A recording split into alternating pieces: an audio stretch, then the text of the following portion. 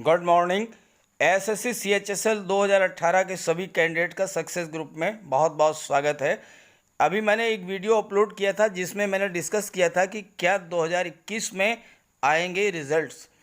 इस पर बहुत से बच्चों ने कमेंट करके पूछा है कि 4560 नए कैंडिडेट्स को इंक्लूड किए जाने के बाद अब फाइनल सिलेक्शन की कट ऑफ कितनी बढ़ जाएगी और वो टाइपिंग करें या ना करें। और दूसरा प्रश्न ये है कि टाइपिंग अगर होगी तो कब तक होगी। तो इन्हीं सारे पॉइंट्स को डिस्कस करने के लिए ये वीडियो मैंने अपलोड किया है। तो चलिए एक एक पॉइंट को डिस्कस करते हैं। पहले बात करें रिज़ल्ट की, तो रिज़ल्ट के लिए जो है आयोग ने, जैसा आपने नोटिस में कहा है, अक्टूबर में MTS 19 का रिज़ल्ट आ जाएगा। MTS का रिज़ल्ट आने के बाद अमूमन CGL का रिज़ल्ट आता है। तो CGL का रिज़ल्ट जो है वो नवंबर में संभावित है, और नवंबर में जब CGL का रिज़ल्ट आएगा तो उसके बाद CHSL 18 का रिज़ल्ट दिसंबर से पहले आने की कोई संभावना नहीं बन रही है। दिसंबर में आ जाए तो बहुत बड़ी बात होगी। अब बात करें टाइपिंग की, तो टाइपिंग के लिए आपको बता दें कि 36,000 कैंडिडेट्स ने लगभग डिस्क्रिप्टिव में अपेयर हुए थे। 30,000 को कॉल कर लिया गया है। 4,560 नए कैंडिडेट्स आ रहे हैं। इनमें कुछ ऐसे भी होंगे जो कि अभी भी फेल होंगे, क्वालिफाई नहीं करेंगे, लेकिन फिर भी अगर 4,000 को भी शामिल किया गया तो फिर स्थिति ये बनती है कि ऑलमोस्ट जितने कैंडिडेट्स ने डिस्क्रिप्टिव दिया था लगभग सभी को कॉल कर लिया जाएगा टाइपिंग के लिए। लेकिन प्रश्न ये है कि टाइपिंग क्वालिफाई कर लेने मात्र से सिलेक्शन नहीं होगा, क्योंकि आपके मार्क्स जो है वो टियर 2 को मिलाकर कितने हैं, सिलेक्शन इस बात पर डिपेंड करेगा। तो चलिए बात कर लेते हैं फाइनल कट ऑफ क्या बन सकती है। इसके लिए मैं आपको ले चलता हूं टियर 2 के रिजल्ट की ओर। ये आपके सामने CHSL 2018 टियर 2 का रिजल्ट है, कट ऑफ मार्क्स हैं। ध्यान से समझिएगा, बहुत सारी चीज़ें आपको इसी से क्लियर हो जाएंगी। चलिए लिस्ट 1 की ओर चलते हैं। यहाँ देखिए अनरिजर्व की कट ऑफ 252.06 है। 22 कैंडिडेट अवेलेबल हैं। इसका मतलब इन 22 कैंडिडेट्स के मार्क्स 252 प्लस हैं। अब ऐसे ही OBC में 13 कैंडिडेट ऐसे हैं जिनके मार्क्स 243 प्लस हैं। अब आइए लिस्ट 2 की बात कर लें। लिस्ट 2 में देखिए अनरिजर्व में 299 कैंडिडेट ऐसे हैं जिनके मार्क्स 223 प्लस होंगे।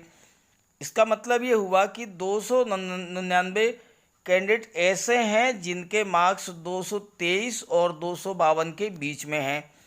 ठीक ऐसे ही OBC की बात करें तो 542 कैंडिडेट ऐसे हैं जिनके मार्क्स 212 प्लस होंगे, लेकिन 243 से कम होंगे। लिस्ट 3 पर आ जाइए। तो लिस्ट 3 में आप देखिए कि अनरिजर्व की कट ऑफ 190 है। इसका मतलब 5,576 कैंडिडेट ऐसे हैं जिनके मार्क्स 190 से ज़्यादा हैं, लेकिन 223 से कम हैं। ठीक ऐसे ही OBC की बात करें तो OBC में 7,838 कैंडिडेट ऐसे हैं जिनके मार्क्स 167 से प्लस हैं, बट 212 से कम है।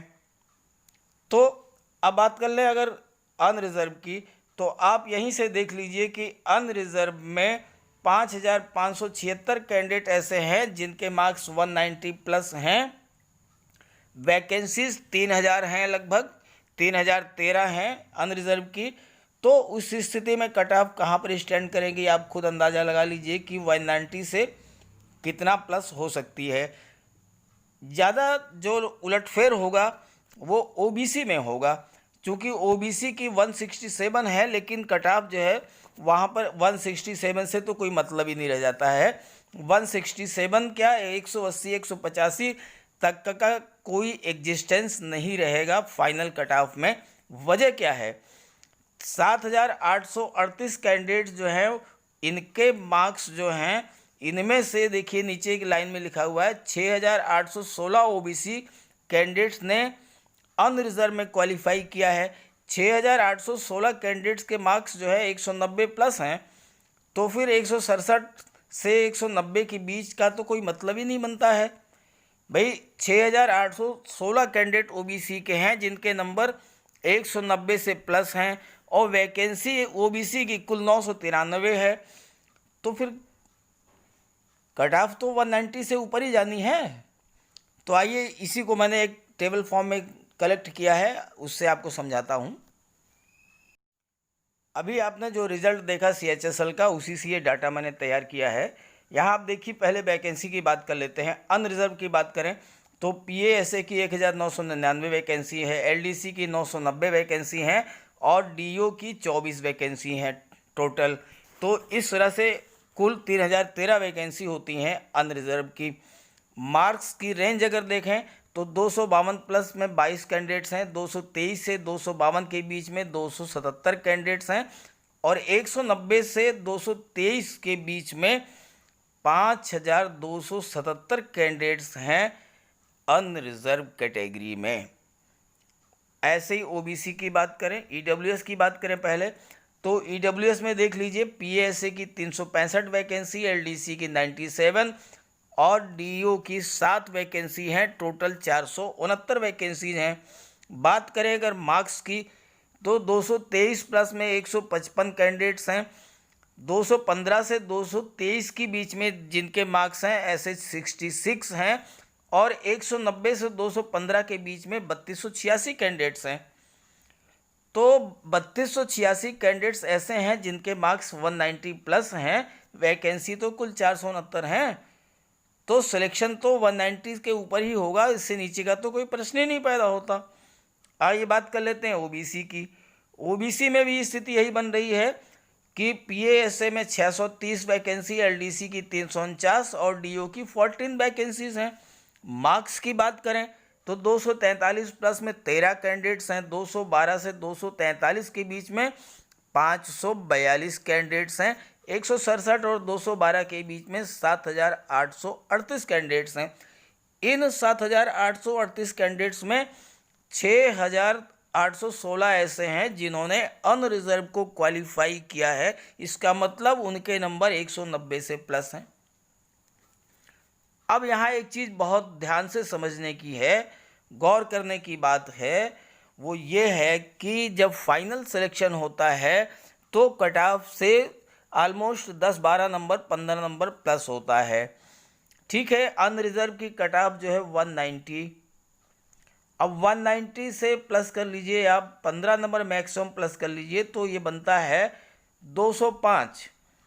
अब सोचने की बात यह है कि ये 205 अगर अनरिजर्व की कट ऑफ बनती है तो ये जो 6816 कैंडिडेट्स थे इनमें से कुछ तो ऐसे होंगे जिनके मार्क्स 205 प्लस होंगे, वो तो क्वालिफाई कर जाएंगे अनरिजर्व के कैटेगरी में। बट चलिए मान लीजिए मैक्सिमम 400 500 हम 800 मानते हैं, तो भी 6000 कैंडिडेट्स फिर भी ऐसे बचे रहे हैं जिनके मार्क्स 190 से 205 के बीच में होंगे। 6000 OBC कैंडिडेट्स ऐसे होंगे जिनके मार्क्स 190 से और 205 के बीच में होंगे। तो उस स्थिति में आप खुद अंदाज़ा लगा लीजिए कि 167, 170, 180, 185, 190, 189 तक का जो है कहीं कोई एग्जिस्टेंस नहीं है, कहीं कोई अस्तित्व नहीं है, सिलेक्शन का कोई चांस नहीं है। मेरी बात थोड़ी सी आपको कड़वी लगेगी, बात आपको अच्छी नहीं लगेगी, लेकिन जो हकीकत है, जो सच्चाई है, वो मैं आपके सामने रख रहा हूँ। तो इसके आधार पर आइए अब बात कर लेते हैं कि एक्सपेक्टेड कट ऑफ क्या हो सकती है। तो अभी मैंने जो एनालिसिस किया है उसके आधार पर आपको एक रफ आइडिया हो गया होगा कि कट ऑफ कितनी जा सकती है फाइनल। तो चलिए LDC की बात करते हैं।